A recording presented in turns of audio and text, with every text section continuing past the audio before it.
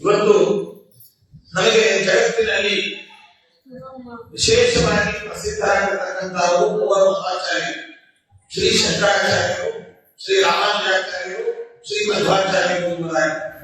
ಆ ಮತತ್ರಯ ಆಚಾರ್ಯರಲ್ಲಿ ಮೊದಲಿನರು ಶ್ರೀ ಶಂಕರಾಚಾರ್ಯರು. ಅವರು ವೈದಿಕ ಪರಂಪರೆಗೆ, ವೈದಿಕ ಸಾಹಿತ್ಯಕ್ಕೆ ಮತ್ತೆ ವೇದ ಒಂದು ಪರಂಪರೆಯನ್ನು ಉಳಿಸುವ ನಿಟ್ಟಿನಲ್ಲಿ ಅವರ ಕೊಡುಗೆ ಅಪಾರವಾಗಿರ್ತಕ್ಕಂಥ. ಅವರು ಆ ಕಾಲದ ಪೂರ್ವ ಕಾಲದಲ್ಲಿರ್ತಕ್ಕಂತಹ ಎಲ್ಲ ಅವೈದಿಕ ಮತಗಳನ್ನ ಸಮೂಲವಾಗಿ ವಿಮರ್ಶೆ ಮಾಡಿ ತಮ್ಮ ಗ್ರಂಥಗಳನ್ನ, ಕೊಡುಗೆಗಳನ್ನ, ಹಿಂದೂ ಚತುರಾಂಗಾಯಗಳನ್ನ ಸ್ಥಾಪನೆ ಮಾಡಿ ಒಂದು ಏನು ಧರ್ಮ ಸಂರಕ್ಷಣೆಗೋಸ್ಕರವಾಗಿ ಭದ್ರವಾದ ಬುನಾದಿಯನ್ನು ಹಾಕಿದ್ದಾರೆ. ಆ ಬುನಾದಿಯ ಮೇಲೆ ಎಲ್ಲ ಕಟ್ಟಡಗಳು, ಬೇರೆ ಬೇರೆ ಮದ್ಬಲೆಗಳು, ಬೇರೆ ಬೇರೆ ಕಟ್ಟಡಗಳು, ಬೇರೆ ಬೇರೆ ಒಂದು ಸಂಕೀರ್ಣಗಳು ಅಂತಹ ಮಹಾನುಭಾವರು ಶ್ರೀ ಶಂಕರಾಚಾರ್ಯರಾಗಿದ್ದಾರೆ. ಇನ್ನ ಅವರ ನಂತರದಲ್ಲಿ ಬಂದಿರತಕ್ಕಂತಹ ಮತ್ತೆ ಶ್ರೀ ಶಂಕರಾಚಾರ್ಯರು ಅತ್ಯಂತ ಅಲ್ಪ ವಯಸ್ಸಿನಲ್ಲಿ ತಾವು ಜನಿಸಿ ಸನ್ಯಾಸಿಗಳಾಗಿ ಸಂಚಾರವನ್ನು ಮಾಡಿ ಅಷ್ಟು ಗ್ರಂಥಗಳನ್ನ ರಚನೆ ಮಾಡಿ ಅಸೇತು ಹಿಮಾಚಲ ಪರ್ಯಂತವಾಗಿ ಎಲ್ಲ ಕಡೆಯಲ್ಲೂ ಕೂಡ ಅವೈದಿಕ ಮತಗಳನ್ನು ನಿರಾಕರಣೆ ಮಾಡಿ ವೈದಿಕ ಮತವನ್ನ, ವೈದಿಕ ಸಿದ್ಧಾಂತವನ್ನ ತಾವು ಏನು ಸ್ಥಾಪನೆ ಮಾಡ್ತಾ ಬಂದಿದ್ದಾರೆ. ಇದನ್ನ ನಂತರ ಸಿದ್ಧಾಂತಗಳಿಗೆ ಒಂದು ರೀತಿಯಾದಂತಹ ಒಂದು ಬುನಾದಿ ಅಂತಾದರೂ ಕೂಡ ತಪ್ಪಾಗಲಿಕ್ಕಿಲ್ಲ. ಯಾಕೆಂದ್ರೆ ಶ್ರೀ ಶಂಕರಾಚಾರ್ಯರ ಅವರು ಬರೋಕ್ಕಿಂತ ಪೂರ್ವದಲ್ಲಿ ವೈದಿಕ ಸಿದ್ಧಾಂತಗಳೆಲ್ಲವೂ ಕೂಡ ನಶಿಸಿ ಹೋಗಿತ್ತು. ವೈದಿಕ ಸಿದ್ಧಾಂತಗಳ ಮೇಲೆ ಅನೇಕ ಬಗೆಯಾದಂತಹ ಆಕ್ಷೇಪಣೆಗಳು, ಅನೇಕ ಬಗೆಯಾದಂತಹ ಖಂಡನಗಳು ಎಲ್ಲವೂ ನಡೆದಿತ್ತು. ಆ ಎಲ್ಲವನ್ನು ಕೂಡ ಸಮಗ್ರವಾಗಿ ವಿಮರ್ಶೆ ಮಾಡಿ ವೈದಿಕ ಸಿದ್ಧಾಂತದ ಹಿರಿಮೆಯನ್ನ, ವೈದಿಕ ಸಿದ್ಧಾಂತದ ಪರಂಪರೆಯನ್ನ ಎತ್ತಿ ಹಿಡಿದಿರ್ತಕ್ಕಂತಹ ಘನಕೀರ್ತಿ ಶ್ರೀ ಶಂಕರಾಚಾರ್ಯರಾಗಿದೆ. ನಂತರದಲ್ಲಿ ಶ್ರೀ ರಾಮಾನುಜಾಚಾರ್ಯರು ಬಂದು ಆ ವೈದಿಕ ಸಿದ್ಧಾಂತದ ಘನಕೀರ್ತಿಯನ್ನು ಎತ್ತಿ ಹಿಡಿಯುವಂತಹ ಮುಂದುವರೆದ ಭಾಗವನ್ನ ಅವರು ಮಾಡಿ ತಮ್ಮ ಮತವನ್ನ, ತಮ್ಮ ಸಿದ್ಧಾಂತವನ್ನು ಸ್ಥಾಪನೆ ಮಾಡಿದ್ದಾರೆ.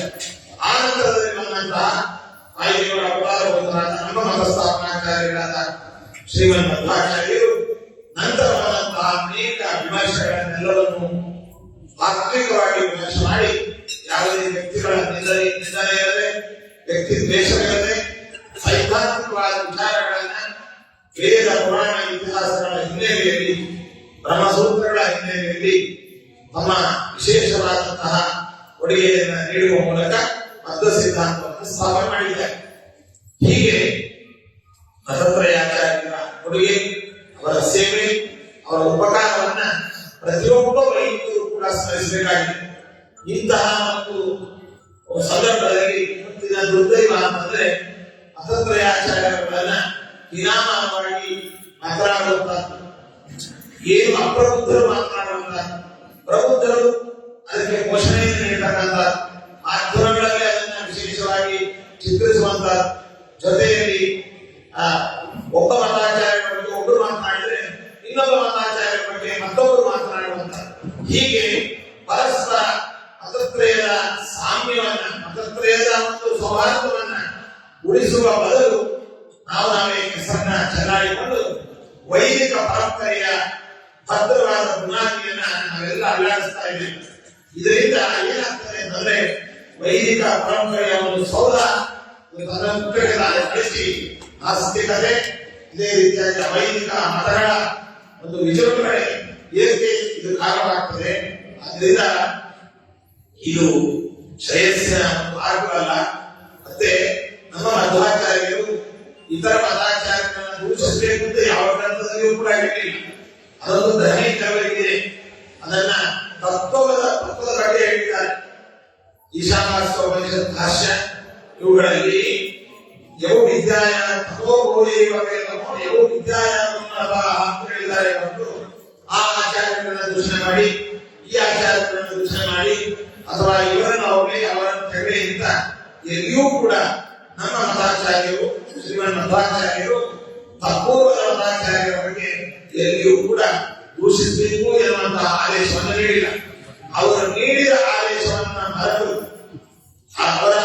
ಅವರು ಕೊಟ್ಟಂತಹ ಉಪದೇಶಗಳನ್ನು ಬಿಟ್ಟು ಕೊಡದೇ ಉಪದೇಶಗಳನ್ನ ನಾವು ನಮ್ಮ ದಿನನಿತ್ಯ ಜೀವನದ ಹಾಸುಹೊಕ್ಕಾಗಿ ಅಳವಡಿಸಿಕೊಂಡಿದ್ದೇವೆ ಅಂತಂದ್ರೆ ನಾವು ನಿಜವಾಗಲೂ ಆಚಾರ್ಯರ ಅನುಯಾಯಿಗಳ ಆಚಾರ್ಯರ ಉಪದೇಶವನ್ನ ನಾವು ಕೈಗೂಡಿಸಿಕೊಂಡವರ ಕ್ವಶನ್ ಆಗ್ತಾರೆ ಅಥವಾ ಆಚಾರ್ಯರ ಒಂದು ಅನುಗ್ರಹಗಳಿಗೆ ಪಾತ್ರರಾಗುವಂತಹ ಯೋಗ್ಯತೆ ಉಳ್ಳವರಾದಂತಹ ಒಂದು ಪ್ರಶ್ನೆ ಬರ್ತದೆ. ಆದ್ದರಿಂದ ಯಾವುದೇ ಮತಗಳ ಬಗ್ಗೆ ಅನಾದಿ ಕಾಲಕ್ಕೂ ನಿತ್ಯ ಸಮಯ ಪ್ರವಾಹ ಅಂತ ಹೇಳಿದಂತೆ ಪ್ರವಾಹದ ಅನಾದಿ ನಿತ್ಯವಾದಂತಹ ಎಲ್ಲ ಮತಗಳು ಆ ಮತಗಳ ಕಾಲದಲ್ಲಿ ಅದರ ವಿಮರ್ಶೆ ಆರ್ಥಿಕ ವಿಮರ್ಶೆ ಇವುಗಳು ನಡೆದಿದ್ದಾವೆ ಹೊರತು ವ್ಯಕ್ತಿದ್ವೇಷವನ್ನ ಯಾವುದೇ ಮತಾಚಾರ್ಯರು ಯಾರ ಬಗ್ಗೆಯೂ ಕೂಡ ಮಾಡಿಲ್ಲ, ಮಾಡಬೇಕು ಎಂದು ಕೂಡ ಯಾವ ಉಪದೇಶವನ್ನು ಮಾಡಿಲ್ಲ.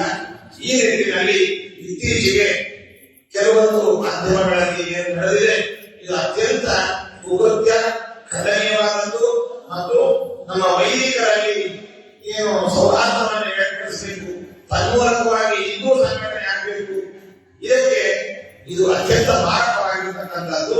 ಇದನ್ನು ಅಕ್ಷರಶಃ ನಾವು ಖಂಡನೆ ಮಾಡ್ತಾ ಇದ್ದೇವೆ. ಇದನ್ನು ಯಾವುದೇ ಮಠಾಧಿಪತಿಗಳು ಈ ರೀತಿಯಾಗಿ ಘೋಷಣೆ ಮಾಡಿದ್ರು ಕೂಡ ಅಥವಾ ಯಾವುದೇ ವಿದ್ವಾಂಸರುಗಳು ಇದನ್ನ ಮುಸಲಾಯಿಸಿದ್ರು ಕೂಡ ಯಾರು ಅಪ್ರಬುದ್ಧರೇ ಆಗಲಿ, ಯುವಕರೇ ಆಗಲಿ, ವಿದ್ವಾಂಸರೇ ಆಗಲಿ, ಮಹಿಳೆಯರಾಗಲಿ ಯಾರೂ ಕೂಡ ಇದಕ್ಕೆ ಸಹಾಯ ಕೊಡಬಾರದು ಎಂಬುದನ್ನ ಸಭಾಮುಖವಾಗಿ ಘಂಟಾಘೋಷವಾಗಿ ನಾವು ತಿಳಿಸ್ತಾ ಇದ್ದೇವೆ. ಇನ್ನು ಮಾಧ್ಯಮದಲ್ಲಿ ರಾಘವೇಂದ್ರ ಸ್ವಾಮಿಗಳು ಶ್ರೀ ಶಂಕರಾಚಾರ್ಯರ ಬಗ್ಗೆ ಅನೇಕ ಬಗೆಯಾದಂತಹ ಮಹಿಳೆಯರಕ್ಕಾಗಿ ಮಾತುಗಳನ್ನು ಆಡಿದ್ದಾರೆ ಅಂತ ಕೆಲವರು ಮಾಧ್ಯಮದಲ್ಲಿ ಹೇಳಿದ್ದಾರೆ. ಗ್ರಂಥಕಾರರಲ್ಲಿ ಅತ್ಯಂತ ಸರಳರು ಮತ್ತು ಅತ್ಯಂತ ಸೂಕ್ಷ್ಮಗ್ರಾಹಿಗಳು ಮತ್ತು ಯಾರ ಹೆಸರನ್ನು ಕೂಡ ಹೇಳದೇ ಇರತಕ್ಕಂತಹ ಒಂದು ಏಕೈಕ ಗ್ರಂಥಕಾರರು ಅಂತಂದ್ರೆ ರಾಘವೇಂದ್ರ ಸ್ವಾಮಿ ಹಾಗಾಗಿ ತನ್ನ ತಚ್ಚಿಂತ್ಯ ಅಂತ ಹೇಳ್ತಾರೆ. ಹೊರತು ಪರಕೀಯರನ್ನು ಹೆಸರಿಸೋದಲ್ಲ. ಮತ್ತೆ ಸ್ವಮತೀಯರಲ್ಲಿಯೂ ಕೂಡ ಕೆಲವು ವ್ಯಾಖ್ಯಾನಗಳಲ್ಲಿ ಭಿನ್ನಾಭಿಪ್ರಾಯ ಅಂದ್ರೆ ಅವರ ಹೆಸರನ್ನು ಕೂಡ ಹೇಳದೆ ಕೇವಲ ತತ್ವ ವಿಮರ್ಶೆ ಮಾಡತಕ್ಕಂತಹ ಏಕೈಕ ಗ್ರಂಥಕಾರರು ಟಿಪ್ಪಣಿಯಾಚಾರ್ಯ ಚಕ್ರವರ್ತಿಗಳು ಅಂತಾರೆ. ಈ ಸಂದರ್ಭದಲ್ಲಿ ನಾವು ಗಮನಿಸಬೇಕು. ಇನ್ನು ಒಂದೊಮ್ಮೆ ಯಾವುದಾದರೂ ಗ್ರಂಥಗಳಲ್ಲಿ, ಪ್ರಾಚೀನ ಗ್ರಂಥಗಳಲ್ಲಿ ಆ ತರಹದ ವಿಷಯಗಳು ಬಂದಿದ್ದಾವೆ ಅಂತ ನಾವು ಇಟ್ಟುಕೊಳ್ಳೋಣ. ಅದೆಲ್ಲವೂ ಕೂಡ ಇವತ್ತಿನ ಸಂಘಟನಾ ದೃಷ್ಟಿಯಿಂದ ಕಾಲವಾದಿಕವಾದದ್ದು. ಆದ್ದರಿಂದ ಆ ತರಹದ ವ್ಯಕ್ತಿಯಿಂದಾದಂತಹ ವಿಚಾರಗಳನ್ನ ಯಾರೂ ಕೂಡ ಹೇಳಬೇಕಾದ ವಿಷಯಗಳು ಸಾಕಷ್ಟಿದ್ದಾವೆ. ಅವನ್ನೆಲ್ಲ ನಾವು ಬಿಟ್ಟಿದ್ದೇವೆ. ಧರ್ಮದ ಬಗ್ಗೆ ಹೇಳಿ, ಭಕ್ತಿಯ ಬಗ್ಗೆ ಹೇಳಿ, ಹರಿಗುರುಗಳ ಬಗ್ಗೆ ಹೇಳಿ, ಅದೇ ರೀತಿಯಾಗಿ ಮಾನವೀಯ ಮೌಲ್ಯಗಳ ಬಗ್ಗೆ ಹೇಳಿ, ಸದಾಚಾರದ ಬಗ್ಗೆ ಹೇಳಿ, ಇದನ್ನೆಲ್ಲ ಬಿಟ್ಟು ಕೇವಲ ಯಾವುದೋ ನಿಂದಾರೂಪವಾದಂತಹ ಅಥವಾ ಯಾವುದೋ ವ್ಯಕ್ತಿಯನ್ನ ಒಂದು ಹೀನವಾಗಿ ಮಾತನಾಡುವಂತಹ ಭಾಗಗಳನ್ನೇ ಆಯ್ತು ಹೇಳಿ ಸಮಾಜದಲ್ಲಿ ಶಾಸ್ತ್ರವನ್ನ ಕಲಕುವಂತಹ ಒಂದು ಪ್ರಯತ್ನ ಇವತ್ತು ನಡೀತಾ ಇದೆ. ಇದು ಅತ್ಯಂತ ಪ್ರಿಯವಾಗಿರ್ತಕ್ಕಂಥದ್ದು. ಈ ಸಂದರ್ಭದಲ್ಲಿ ಈಗಾಗಲೇ ನಾವು ಶ್ರೀ ಶಂಕರಾಚಾರ್ಯರ ಬಗ್ಗೆ ಕೆಲವು ಪಠ್ಯ ಪುಸ್ತಕಗಳಲ್ಲಿ ಬಂದಾಗ ಪ್ರಪ್ರಥಮ ಬಾರಿ ಅದನ್ನ ಖಂಡಿಸಿ ವಿರೋಧಿಸಿ ಅದನ್ನ ಸರಿಪಡಿಸಲಿಕ್ಕೆ ಕರ್ನಾಟಕ ರಾಜ್ಯದ ಪಠ್ಯ ಪುಸ್ತಕದಲ್ಲಿ ಸರಿಪಡಿಸಲಿಕ್ಕೆ ನಾವು ಅನೇಕ ಬಗೆಯಾದಂತಹ ಹೋರಾಟವನ್ನ ಅಧಿಕಾರಿಗಳ ಜೊತೆಗೆ ಸಮಾಲೋಚನೆಯನ್ನ ಮಾಡಿ ಅದನ್ನ ತೆಗೆಸಿ ಹಾಕುವ ವಿಷಯದಲ್ಲಿ ನಮ್ಮ ಮಠದಿಂದ ಮೊದಲ ಹೆಜ್ಜೆಯನ್ನಿಟ್ಟವರು ನಾವು ಮುಖ್ಯ ಸಂದರ್ಭದಲ್ಲಿ. ಅದೇ ರೀತಿಯಾಗಿ ವಿಧರ್ಮೀಯರು ಚತುರಾಮನಾಯ ಪೀಠಗಳಲ್ಲಿ ಒಂದಾದಂತಹ ಶೃಂಗೇರಿಯಲ್ಲಿ ಶಂಕರಾಚಾರ್ಯರ ಪ್ರತಿನಿಧಿಸಿದಂತಹ ಮಂಟಪಕ್ಕೆ ವಿಧರ್ಮೀಯ ಬಾವಟಗಳನ್ನ ಕಟ್ಟಿ ಏನು ನಮ್ಮ ಹಿಂದೂ ಧರ್ಮಕ್ಕೆ, ಹಿಂದೂ ಸಮಾಜಕ್ಕೆ ಅಗೌರವ ಮಾಡಿದ್ದಾರೆ. ಅದನ್ನು ಖಂಡಿಸುವಲ್ಲಿ ಕೂಡ ನಮ್ಮ ಶ್ರೀಮಠ ನಾವು ವ್ಯಕ್ತಿಗತವಾಗಿ ಮೊದಲಿಗರು ಇದಲ್ಲದೆ ಶ್ರೀ ಶಂಕರಾಚಾರ್ಯರ ಬಗ್ಗೆ ಈಗಾಗಲೇ ಮಾಧ್ಯಮಗಳಲ್ಲಿ ಈ ಒಂದು 4 ವರ್ಷಗಳ ಹಿಂದೆ ಏನು ಅವಹೇಳನಕಾರಿಯಾದಂತಹ ಇದೇ ರೀತಿಯಾದ ಪ್ರಕ್ಷುಬ್ಧವಾದವನ್ನು ಬಂದಾಗ ಮೊಟ್ಟ ಮೊದಲಿಗೆ ಬಹಿರಂಗವಾಗಿ ಅದನ್ನು ವಿರೋಧಿಸಿ ಖಂಡಿಸಿ ಅದಕ್ಕೆ ಸ್ಪಷ್ಟೀಕರಣವನ್ನು ನೀಡಿದರಲ್ಲಿ ಕೂಡ ನಾವೇ ಮೊದಲಿಗೆ ಈ ಸಂದರ್ಭದಲ್ಲಿ ನಾನು ತಿಳಿಸ್ತೇನೆ. ಹೀಗಾಗಿ ಇವತ್ತು ಸಮಾಜವನ್ನು ಕಟ್ಟಬೇಕು, ಅದೊಂದು ಅವರ ಜವಾಬ್ದಾರಿ. ಸಮಾಜವನ್ನು ಒಡೆಯುವಂತಹ ಜವಾಬ್ದಾರಿಯನ್ನು ಯಾರು ತಗೊಳ್ಬೇಕಾಗಿದೆ, ತನ್ನಂತೆ ತಾನೇ ಓದಬೇಕು. ಅದರಿಂದ ನಾವು ಹಿಂದೂಗಳು ನಮ್ಮ ಹಿಂದೂ ಧರ್ಮ ಉಳಿಬೇಕಾಗಿದೆ. ಆ ನಿಟ್ಟಿನಲ್ಲಿ ಸಮಸ್ತ ಹಿಂದೂ ಬಾಂಧವರು ಜಾತ್ಯತೀತವಾಗಿ ಎಲ್ಲರೂ ಕೂಡ ಸಂಘಟಿತರಾಗಿ ಹಿಂದೂ ಧರ್ಮದ ಉಳಿವಿಗೆ ನಾವೆಲ್ಲ ಪರಿಶ್ರಮಿಸಬೇಕೇ ಹೊರತು ಹಿಂದೂ ಧರ್ಮದ ಉಳಿವಿಗೆ ಪರಿಶ್ರಮಿಸಲು ಬಿಟ್ಟು ನಮ್ಮಲ್ಲೇ ವಿಪ್ರ ಸಮುದಾಯದಲ್ಲಿ ನಾವು ಕಚ್ಚಾಡೋದು, ವಿಪ್ರ ಸಮುದಾಯದ ಮತಾಚಾರ್ಯರನ್ನು ನಾವು ಪ್ರೇರಣೆ ಮಾಡೋದು, ಈ ರೀತಿಯಾಗಿ ಮಾಡೋದ್ರಿಂದ ಯಾವುದೇ ತರಹದ ಪುಣ್ಯ ಪುರುಷಾರ್ಥಗಳಿಲ್ಲ ಅನ್ನೋದನ್ನು ಕೂಡ ಈ ಸಂದರ್ಭದಲ್ಲಿ ತಿಳಿಸ್ತಾ, ಅಂತಹ ಯಾವುದೇ ಭಾಗಗಳು ಮಾಧ್ವ ಗ್ರಂಥಗಳಲ್ಲಿ ಇದ್ರೂ ಕೂಡ ಅದನ್ನ ಇವತ್ತು ಕಾಲಬಾಧಿತ ಅಂತ ಹೇಳಿ ಪರಿಗಣಿಸಿ ಅದನ್ನು ನಾವು ಬದಿಗಿಡಬೇಕು ಎಂಬುದನ್ನು ಕೂಡ ಈ ಸಂದರ್ಭದಲ್ಲಿ ಸಮಸ್ತ ಮಾಧ್ವ ಸಮುದಾಯದ ಎಲ್ಲ ಮಠಾಧಿಪತಿಗಳಿಗೆ, ವಿದ್ವಾಂಸರಿಗೆ, ಯುವಕರಿಗೆ, ಅನುಯಾಯಿಗಳಿಗೆ ಈ ಮಾತನ್ನ ವಿದ್ಯಾರ್ಥಿಗಳನ್ನ ಹರಿಗುರುಗಳ ಪ್ರೇರಣಾನುಸಾರವಾಗಿ ನಾವು ತಿಳಿಸ್ತಾ ಇದ್ದೇವೆ. ಆದ್ದರಿಂದ ಈ ಮೊನ್ನೆ ನಡೆದಂತಹ ಯಾವುದೇ ಘಟನೆಗಳಿಂದ ಶ್ರೀ ಶಂಕರಾಚಾರ್ಯರ ಅನುಯಾಯಿಗಳು ಆ ಪಂಥದವರಿಗೆ ಮನಸ್ಸಿಗೆ ಬೇಸರವಾಗಿದೆ. ನಾವು ಕೂಡ ಅವರಿಗೆ ಆ ಒಂದು ಸಾಂತ್ವನವನ್ನು ಹೇಳುವ ಮೂಲಕ ಆ ಬೇಸರವನ್ನ ಪರಿಹಾರ ಮಾಡಲಿಕ್ಕೆ ನಮ್ಮಿಂದ ಏನು ಆಗಬೇಕು ಅದಕ್ಕೆ ನಾವು ಮಾಡಲಿಕ್ಕೆ ಸಿದ್ಧತೆ ಇರಬೇಕು ಅಂತ ಕೂಡ ಈ ಸಂದರ್ಭದಲ್ಲಿ ಹೇಳ್ತಾ ಇದ್ದೇವೆ. ನಾವೆಲ್ಲರೂ ಕೂಡ ಮಾನ್ಯರು ಎಂಬುದಾಗಿ ಈ ಸಂದರ್ಭದಲ್ಲಿ ಹೇಳಿ ನಾವೆಲ್ಲರೂ ಕೂಡ ಸಂಘಟಿತರಾಗಿ ಹಿಂದೂ ಸಂಘಟನೆ ನಾವು ಮಾಡಬೇಕು ಎಂಬುದನ್ನ ಮತ್ತೊಮ್ಮೆ ಹೇಳಿ ಆರಾಧನೆಗೂ ಈ ಶ್ರೀ ಶಂಕರಾಚಾರ್ಯರ ನಿಂದನೆಗೂ ಏನು ಸಂಬಂಧ ಅಂತ ಕೆಲವರಿಗೆ ಸಂಶಯ ಬರಬಹುದು. ಈ ತರಹದ ಬಾಂಧವ್ಯವನ್ನ, ಮತೀಯ ಬಾಂಧವ್ಯವನ್ನ, ವಿದ್ವಾಂಸರಲ್ಲಿ ಸಾಮರಸ್ಯವನ್ನ ಒಂದೇ ವೇದಿಕೆ ಮೇಲೆ ಕುಳ್ಳಿರಿಸಿ ಶ್ರೀ ಸುಶೀಲೇಂದ್ರ ತೀರ್ಥ ಶ್ರೀಪಾದರವರು ಶ್ರೀಮತ್ ಸಮೀರ ಸಮಯ ಮುಖ್ಯಮಂತ್ರಿ ಸಭೆಯ ಮೂಲಕವಾಗಿ ತಿಳಿಸಿಕೊಟ್ಟಿದ್ದಾರೆ. ಈ ಪ್ರಾಂತದ ಗಣನಾಥದಿಂದ ಒಬ್ಬ ಸ್ಮಾರ್ತ ಶಂಕರಾಚಾರ್ಯರ ಅನುಯಾಯಿಗಳಾಗಿರ್ತಕ್ಕಂಥ ಒಬ್ಬ ದೊಡ್ಡ ಸಾಧಕರು, ಅವರಿಗೆ ವಿಶೇಷವಾಗಿ ಅನುಗ್ರಹವನ್ನು ಮಾಡಿ ಅವರು ಮಾಡಿರ್ತಕ್ಕಂಥ ಕನ್ನಡದ ಭಾಗವತದ ಗ್ರಂಥ ಇತ್ಯಾದಿಗಳ ಪ್ರಕಾಶನವನ್ನ ಸುಶೀಲೇಂದ್ರ ತೀರ್ಥರು ಮಾಡಿಸಿದ್ದಾರೆ.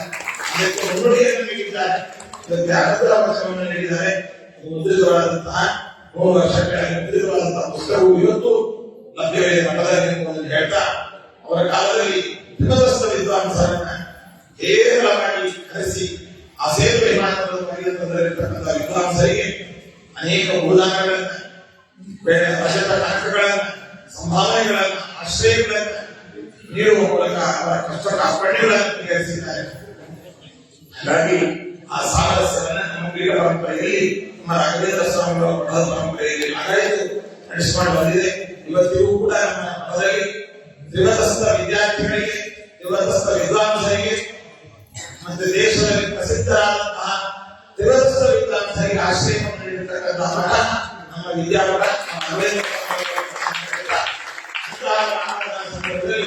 ಈ ಪ್ರಕ್ಷುಬ್ಧ ಒಂದು ವಿಚಾರದ ಬಗ್ಗೆ ಸ್ಪಷ್ಟೀಕರಣವನ್ನ ಅಥವಾ ಅದರ ವಿವರಣೆಯನ್ನು ನೀಡುವ ಮೂಲಕ ಇದು ಕೂಡ ಅವರಿಗೆ ಪ್ರೀತಿಯ ಉಂಟು ಮಾಡುವಂತಹದ್ದು, ಇದು ಆರಾಧನೆಯ ಒಂದು ಭಾಗ ಅಂತ ನಾವು ಭಾವಿಸಿ ಇದನ್ನ ಈ ವಾಕ್ಯೋತ್ಸವವನ್ನ ಅವರ ಅಂತರ್ಯಾಮಿಯಾದ ಭಾರತೀಯ ಮುಖ್ಯ ಪ್ರಾಣ ಅಂತ ನಮ್ಮ ಉಪಾಸಕ ಮೂರ್ತಿ ಮೂಲರಾಮದೇವರ ವಾದಗಳಲ್ಲಿ ಸಮರ್ಪಿಸ್ತಾ ಇದ್ದೇವೆ. ಇದರ ಬಗ್ಗೆ ಸ್ವಾಮಿಗಳು ಏನೋ ಹೇಳಿಕೊಂಡು ಮಾತನಾಡಿದರು ಅಥವಾ ಪ್ರಸಿದ್ಧಿಗೋಸ್ಕರವಾಗಿ ಮಾತನಾಡಿದರು ಅಥವಾ ವಿಷಯ ತಿಳಿಯದೇ ಮಾತನಾಡಿದರು ಅಥವಾ ಯಾರ ಭಯದಿಂದ ಮಾತನಾಡಿದರು, ಇದಲ್ಲ. ಸಮಾಜವನ್ನು ಕಟ್ಟುವ ಜವಾಬ್ದಾರಿ ನಮ್ಮ ಮೇಲಿದೆ. ಸಮಾಜವನ್ನ ಸಂಘಟನೆ ಮಾಡುವ ಜವಾಬ್ದಾರಿ, ಸಮಾಜವನ್ನ ಸಾಹಿತ್ಯ ಒಂದು ದಾರಿಯಲ್ಲಿ ಕೊಂಡೊಯ್ಯುವಂತಹ ಜವಾಬ್ದಾರಿ, ಆ ಜವಾಬ್ದಾರಿಯ ಇದೇ ಆದಂತಹ ಮಾತ್ರ ಹೊರತು ಇದಕ್ಕೆ ಯಾವುದೇ ಅನ್ಯತಾ ಮಾಡಬಾರದು ಎಂಬುದಾಗಿ ಕೂಡ ಮತ್ತೊಮ್ಮೆ ತಿಳಿಸುತ್ತಾ ಸಂಜೆ